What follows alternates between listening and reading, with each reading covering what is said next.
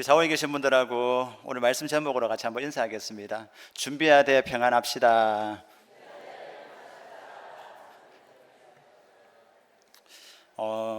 요즘 시대는 계속해서 이렇게 막 분노가 좀 많은 시대인 것 같아요, 그죠? 그래서 막 강력 범죄도 많이 일어나고 있고, 또 지구는 몸살을 앓고 있어가지고 자연재해들이 많이 일어나고 있습니다. 또 우리가 한 번도 태어나서 경험해 보지 못했던 팬데믹이라는 엄청난 그런 상황도 우리는 겪었습니다. 중세 유럽대 패스트가 왔었죠. 그때 흑사병이 돌아가지고 4년 만에 유럽 인구가 3분의 1이 죽었던 적이 있었습니다. 근데 그때 이제 그렇게 된 여러 가지 배경이 있었는데, 첫 번째가 바로 뭐였냐면 그때 소빙하기가 왔었습니다. 기후적으로 문제가 좀 있었던 거죠. 그러니까 날이 추워지니까는 당연히 농사가 잘 안 됐겠죠. 그러니까 소출이 적으니까는 사람들이 먹을 게 잘 없어지다 보니까는 기근이 왔던 것입니다. 그 상태다 되다 보니까는 당연히 먹을 게 없으니까는 면역력이 많은 사람들에게 감소되어졌을 때에 그때 패스트가 왔었던 거예요. 그러다 보니까는 엄청나게 많은 사람이 그 전염병 때문에 많이 죽었던 그런 역사가 있습니다. 그래서 지금 계속 심해지고 있는 자연재해를 우리는 저렇게 가볍게 생각하면 안 됩니다. 좀 따뜻해지고 있네, 좀 더워지고 있네, 이게 아니라 이게 기근으로 연결될 수 있고, 그러니까 우리 면역력이 이제 먹을 것들이 없어졌을 때에 그게 만약에 팬데믹이 오게 되면은 그 똑같은 역사가 오늘 이 시대에도 일어날 수 있기 때문입니다. 그러다 보니까는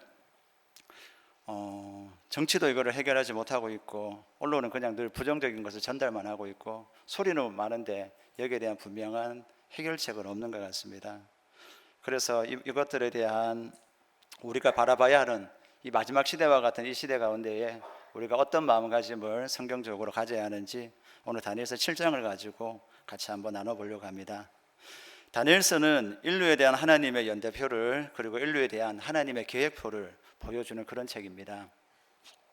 성경의 전체적인 성경 중에서도 핵심적인 성경이라고 할 수가 있습니다. 왜냐하면 인류의 연대와 계획, 그러니까 인류가 어떻게 시작해서 어디로 마무리되는지를 보여주는 책이기 때문입니다.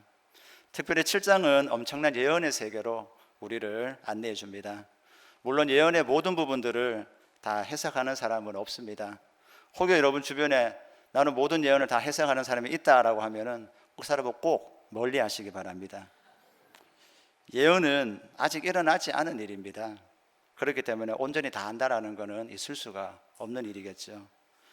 그러나 하나님이 큰 그림이나 어떤 상징들을 우리에게 보여주셨기 때문에 우리는 그 힌트들을 가지고서 볼 수는 있다라는 겁니다. 다음에는 이 일이 일어날 것이고, 그 다음에는 저런 일이 일어나게 된다라는 하나님의 힌트를 통해서 최종 마지막과 현재 우리가 있는 위치를 우리는 알 수가 있는 겁니다. 성경적인 예언은 이런 맥락에서 이해하는 것이 매우 중요합니다. 인류에 대한 연대표는 제일 처음은 먼저 다니엘서 2장에 나옵니다. 예전에 한번 설교를 한 적이 있었는데 기억을 하실지 모르겠습니다. 대부분의 예언이 7장에서 12장에 나오지만은 2장에도 예언이 나옵니다. 2장에 보면은 느부갓네살이 꾼 꿈이 무엇인지가 기록되어 있습니다. 느부갓네살은 기원전 605년 다니엘과 친구들을 사로잡았던 바벨론의 왕입니다. 그의 통치 초기 다니엘은 거대한 신상에 대한 꿈을 해석하도록 요청을 받았던 적이 있었습니다. 거대한 동상 같은 거였습니다. 신상에는 네 부분이 있었는데 이것이 앞으로 도래할 네 시대를 상징한다는 사실을 우리는 알고 있습니다. 그게 바로 바벨론, 메데와 바사, 그리스, 로마입니다. 각 왕국이 앞에 왕국을 대체하게 되고 지리적으로 비슷한 지역을 통치하게 됩니다. 느부갓네살은 발가락 10개도 보았죠. 그 10발가락은 아직은 나타나지 않은 10개국 동맹이라고 할 수가 있습니다. 그리고 느부갓네살은 또한 손대지 않은 돌도 보았습니다. 그 돌이 누구를 상징하는지는 다들 기억하실 겁니다. 바로 우리 예수 그리스도입니다. 그분은 손대지 않은 돌이면서 그 위에 우리의 삶을 세울 바위이자 만세 반석이 되신 분이십니다. 하지만 사람의 손으로 다듬지 않은 돌이십니다. 그분은 아직 나타나지 않으셨죠. 그러나 분명히 나타날 10개국 동맹을 부서뜨리고 무너뜨리고 끝장내실 분이 바로 우리 예수님이신 겁니다. 이 신상을 누워서 보면은 시대를 알려주는 달력을 우리는 얻게 됩니다. 게다가 이 시간표에서 우리의 위치가 어디에 있는지도 우리는 알 수가 있습니다. 우리는 현재 파란색으로 써 있는 거 보이시죠? 우리는 현재 저 마지막에 거의 가까운 저 지점에 있다라는 것입니다. 다니엘서 7장은 이 예언을 거울처럼 비춰주며 2장이 중단했던 부분을 다시 이어가는 성격을 가지고 있습니다. 그래서 7장 메뉴에 이렇게 적어두는 것도 괜찮습니다. 2장을 미리 읽어보고 올 것. 그러면은 2장과 7장이 자연스럽게 연결이 됩니다. 다만 신상의 각층이 내 짐승으로 바뀐다라는 것, 그것이 차이점이 있습니다. 느부갓네살 왕이 점점 가치가 떨어지는 금속으로 상징되는 내 왕국을 보았다라면은 다니엘은 점점 악화되는 내 짐승으로 상징되는 내 왕국을 보게 되는 것입니다. 흉포함, 부도덕함, 잔인한 부패함들이 더욱더 심해지는 것을 보게 됩니다. 이번에도 같은 지리적 공간에서 뒤의 왕국이 앞의 왕국을 대체하게 됩니다. 연대표의 첫 짐승은 바벨론 왕국을 상징하는데요, 그림에서 나오는 것처럼 바로 저기 사자입니다. 느부갓네살의 꿈에서도 바벨론이 첫 왕국이고 다니엘의 환상에서도 마찬가지입니다. 날개 달린 사자상이 고대 바벨론 궁전 앞을 지키고 있었기 때문에 이 그림은 잘 들어맞습니다. 그러나 이 왕국도 영원하지는 않았습니다. 두 번째 왕국은 곰으로 묘사가 됩니다. 밑에 보이시죠? 사자만큼의 위험은 없지만은 곰도 잔혹하기는 마찬가지입니다. 이는 메데바사 왕국에 잘 들어맞는 묘사였습니다. 이 왕국은 바벨론을 한 달도 안 걸려서 정복을 해버렸습니다. 몸 한쪽을 들었다라는 것은 메대와 바사 사이의 불균형을 상징하는 것입니다. 메대의 사람이 적고 바사의 사람이 많았기 때문입니다. 하지만 다른 왕국들처럼 이들도 왕자를 다른 곳에 내어줘야 했습니다. 셋째 왕국은 표범으로 묘사가 됩니다. 표범은 사자나 곰과 다른 점이 있습니다. 그것은 속도입니다. 표범이 훨씬 더 빠르죠. 메대나 바사는 바벨론과 비교했을 때에 그리스의 알렉산더 대왕은 속도가 유난히 빨랐습니다. 그는 표범과 같은 속도로 또 용맹함으로 문명세계의 대부분을 정복했던 인물입니다. 마게도니아에서 아프리카까지, 동쪽으로는 인도까지 정복했던 인물입니다. 표범에 네 날개와 네 머리가 있듯이 알렉산더 대왕에게도 네 장군이 있어서 그가 요절한 후 왕국을 이어받았습니다. 그렇게 그리스 사람들도 역사의 발자취를 남기기는 했지만은 이 표범도 새끼 고양이에 지나지 않았습니다. 넷째 짐승과 비교한다라면 그렇습니다. 네 번째 짐승에 대응되는 동물은 없습니다. 극도로 사악한 짐승으로 무섭고 놀라우며 매우 강하다라고 묘사할 뿐입니다. 이것이 이른바 넷째 왕국입니다. 그 시작은 기원전 241년에 세워진 로마 제국으로 약 400년 동안 쇠퇴하지 않고 성장해 갑니다. 그 후에는 서서히 쇠퇴하며 통치력을 잃어갔습니다. 예언에 따르면 로마 제국이 마지막 날까지 10개국 동맹의 형태로 이어진다라고 성경은 예언하고 있습니다. 이 10개국이 어디서 나오는지 우리가 궁금할 수 있는데 잠시 그 전에 한 개 기억해야 할 것이 있습니다. 하나님은 인류 역사에 있어서 현재 우리의 위치를 알려주고 계시다는 거죠. 우리는 아직 10개국 동맹은 보지를 못했습니다. 그것은 장래에 일어날 일입니다. 하지만 다른 왕국의 흥망성쇠는 이미 다 보았습니다.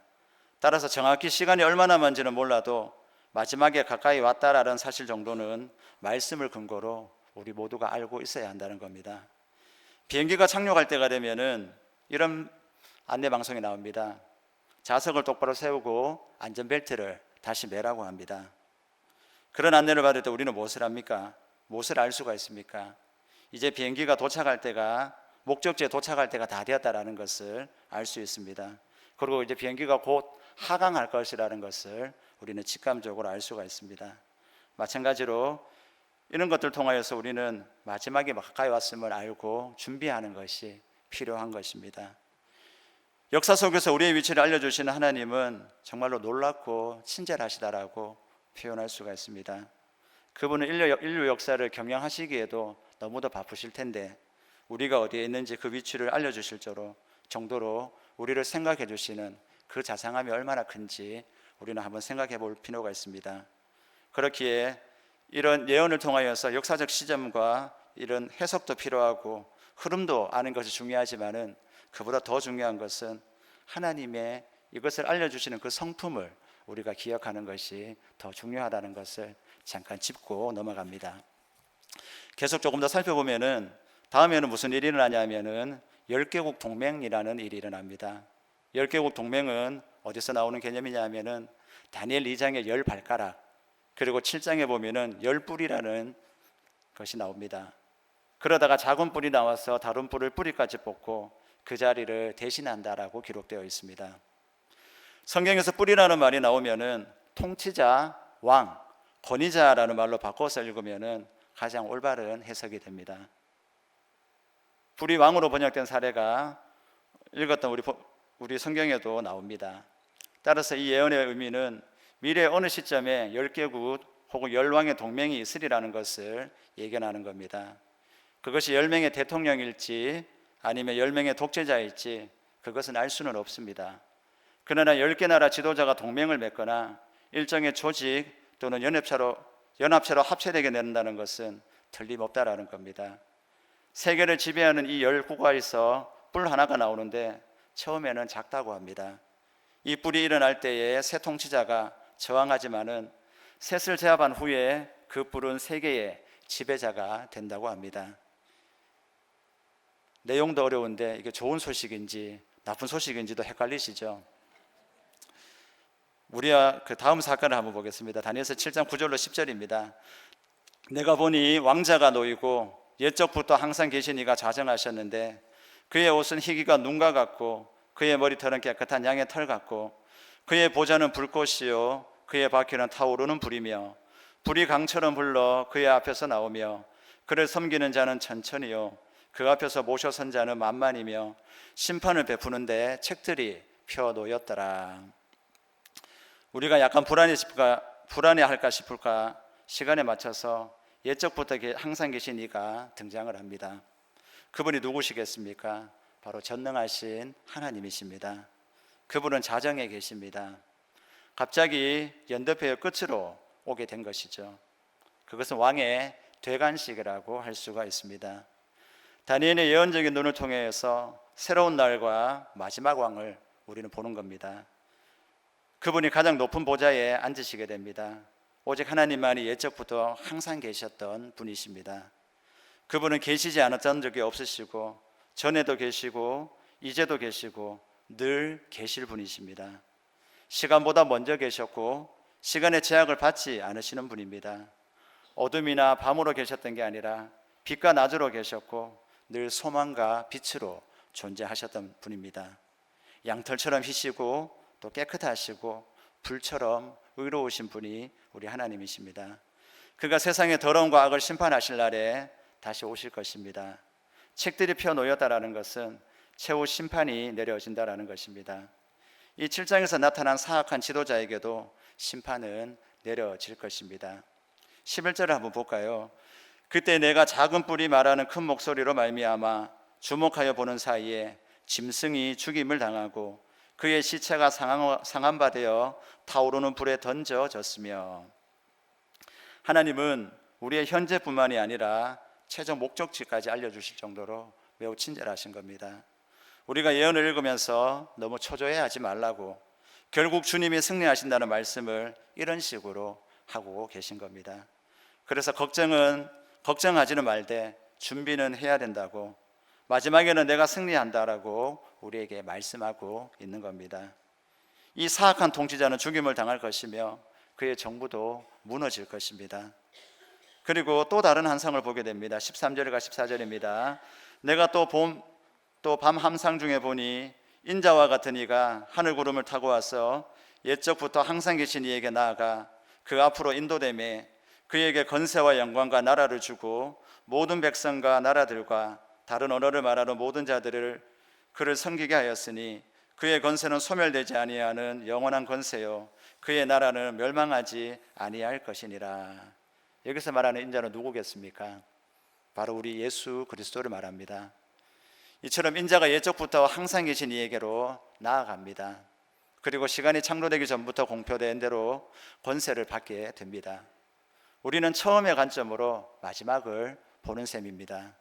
시간이 창조되기 전부터 그분께 권세가 있다고 공표되었던 겁니다.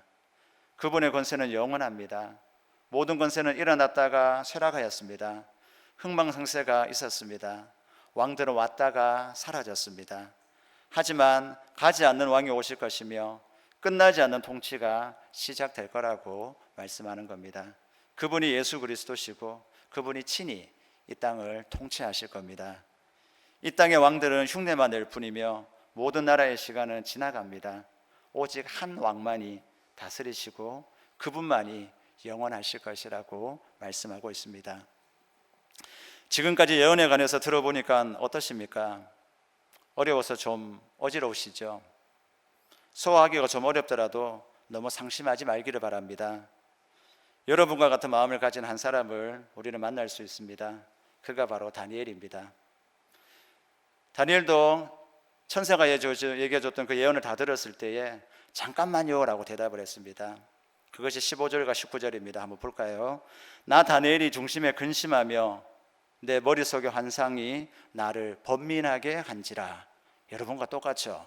무슨 소리 하는지 하나도 못 알아보고 있었다는 거죠. 19절입니다. 이에 내가 넷째 짐승에 관하여 확실히 알고자 하였으니. 그런데 그는 넷째 짐승에 관해서 조금 더 말씀해 달라고 합니다. 그러자 응답을 해주십니다. 그게 24절로 25절입니다. 그 열불은 그 나라에서 일어날 열왕이요 그 후에 또 하나가 일어나리니 그는 먼저 있던 자들과 다르고 또 새 왕을 복종시킬 것이며 그가 장차 지극히 높으신 이를 말로 대적하며 또 지극히 높으신 이의 성도를 괴롭게 할 것이며 그가 또 때와 법을 고치고자 할 것이며 성도들은 그의 손에 붙임받아 한 때와 두 때와 반 때를 지내리라. 다니엘은 최종 목적지에서 조금만 후진해 달라고 말하고 있는 겁니다. 즉 최종적인 왕의 대관식과 10개국 동맹 사이에 있는 환란의 때로 한번 가보자라고 얘기하고 있는 것입니다. 이 시기는 바로 적그리스도와 하나님의 성도가 갈등하는 시간입니다. 이 이야기는 여기에서 처음 등장합니다. 적그리스도와 환란의 때, 이 부분은 8장과 9장을 보면은 자세히 알 수 있는데 오늘은 그 부분을 다루지는 않습니다. 예언에서 말한 대로 이전의 모든 통치자와는 다른 한 통치자가 나타난다는 겁니다. 느부갓네살 왕보다도 교만하고 벨사살 왕보다도 부도덕하고 권력에 대한 그의 목마름은 알렉산더 대왕을 겁쟁이로 만들 정도라고 합니다. 거만한 말을 할 것이고 지존하신 하나님을 모독할 것이고 때와 법을 고치고자 할 것입니다. 다른 말로 하면은 스스로 예배를 받겠다라고 나설 것이라는 그런 의미입니다. 거룩한 날을 자신을 위한 것으로 바꾸려 할 것이고 자신을 인간들 숭배의 중심이 되도록 만들 인물이라는 겁니다. 이게 누굽니까? 성경은 적그리스도라고 말하고 있습니다. 이 땅을 걸었던 그 누구보다도 더욱 비열하고 사악하고 기만적이며 교만한 존재입니다. 그는 하나님의 백성인 성도들과 싸울 겁니다. 특별히 유대인들과 싸웁니다. 그리고 예언에 따르면 그는 성공합니다. 그 싸움에서. 물론 짧은 기간 동안입니다. 그것은 한 때와 두 때와 반 때입니다. 한 때는 1년, 두 때는 2년, 반 때는 6개월을 말합니다. 그래서 3년 반이 되는 것입니다. 이 예언은 계시록에도 나오는데 요한이 했던 예언과도 일치합니다. 계시록 11장 2절입니다.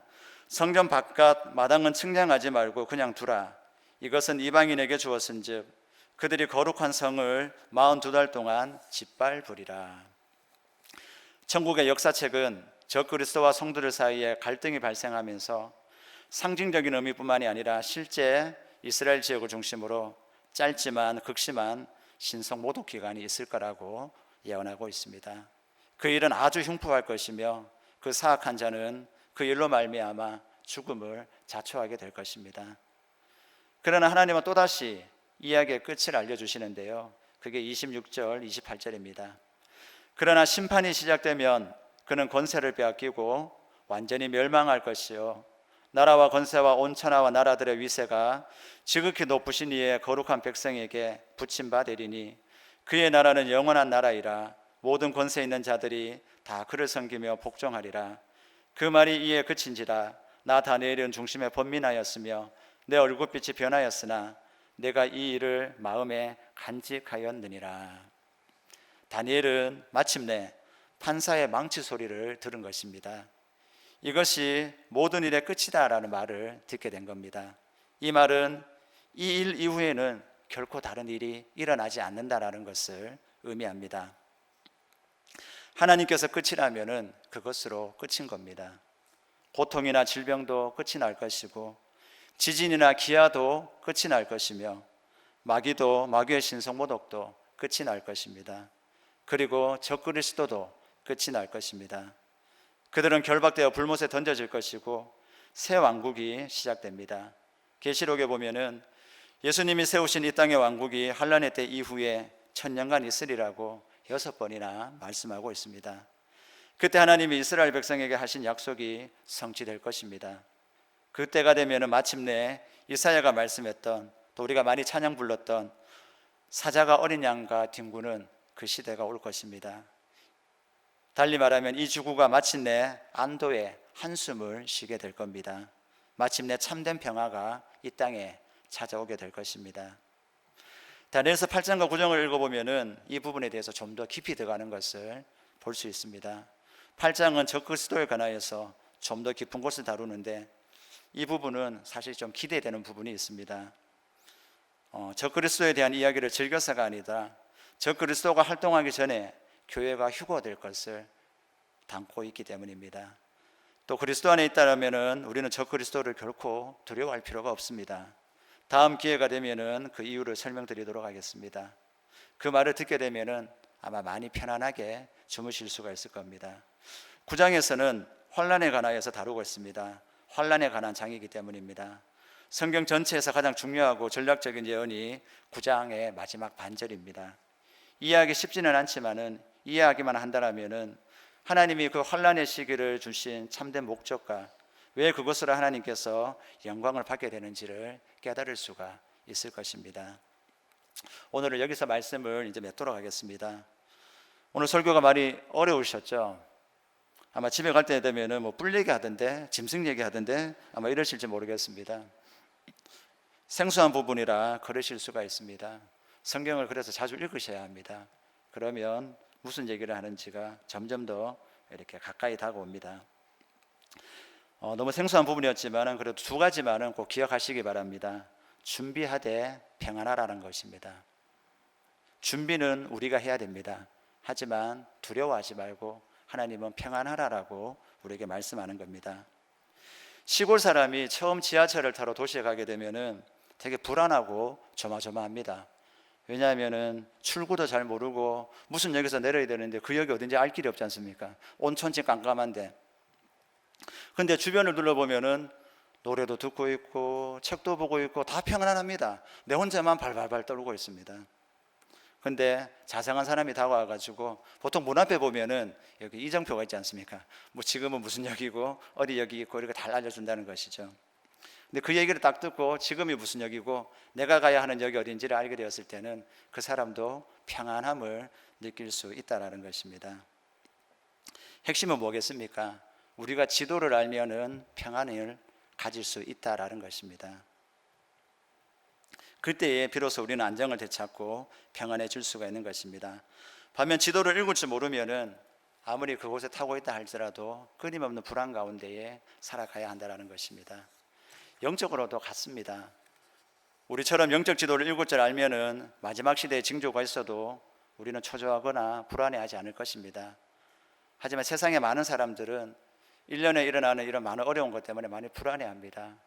이제는 야산에 산책하기도 가기가 힘든 시대가 되어버릴 정도로 무서운 시대가 되지 않았습니까? 하지만 말씀을 통해 그들도 여러분이 본 지도를 보게 된다라면은 그들도 평안을 가질 수가 있게 되는 것입니다.